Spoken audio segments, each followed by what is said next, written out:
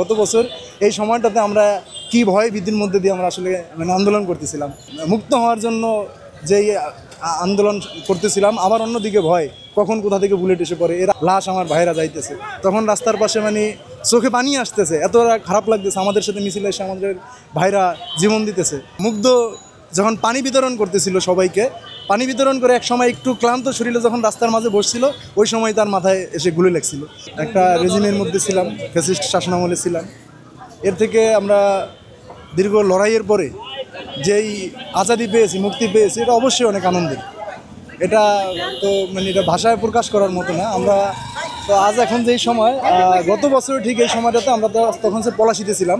পলাশিতে আমরা আমাদের আশেপাশে মানুষজন আসতে পারতেছিল না। আমরা মাত্র 50-60 জন বা 60-70 জনের মতো হবে। আমরা তখন স্লোগান দিতেছিলাম, মিছিল করতেছিলাম। আমাদের চতুর্দিক ঘেরাও করা ছিল, আশেপাশে আমাদের ভাইদেরকে সমন্বয় যারা ছিল, বা আমাদের আমাদের ভাই ব্রাদার যারা ছিলাম আমরা, তাদের মধ্যেও আমরা কাউকে ফোন দিয়ে কোনো লোকজন নিয়ে আসতে পারতে, তারা ভিতরে আসতে পারতেছিল না।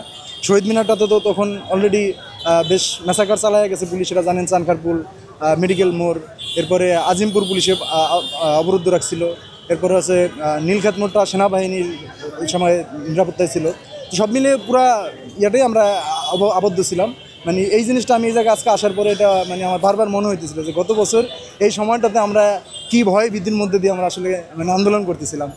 একদিকে আমাদের আজাদির তাড়না, আমরা একেবারে মুক্ত হওয়ার জন্য যেই আন্দোলন করতেছিলাম, আবার অন্যদিকে ভয় কখন কোথা থেকে বুলেট এসে পড়ে। এর আগের দিনও 4 আগস্ট যখন আমরা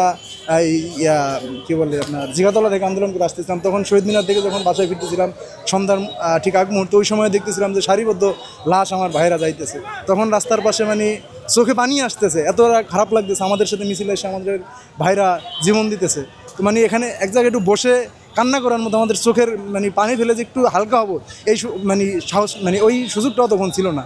কারণ একটু এক জায়গায় বসতে গেলে আমরা ভিডিওতে বিভিন্ন জায়গায় দেখেছি যে মুগ্ধ আমাদের এই আন্দোলনের মাস্টার মাইন্ড, যদি আমরা আমাদের শহীদদেরকে ধরে বলি, তাহলে এই মুগ্ধ যখন পানি বিতরণ করতেছিল সবাইকে, পানি বিতরণ করে এক সময় একটু ক্লান্ত শরীরে যখন রাস্তার মাঝে বসছিল, ওই সময় তার মাথায় এসে গুলি লাগছিল।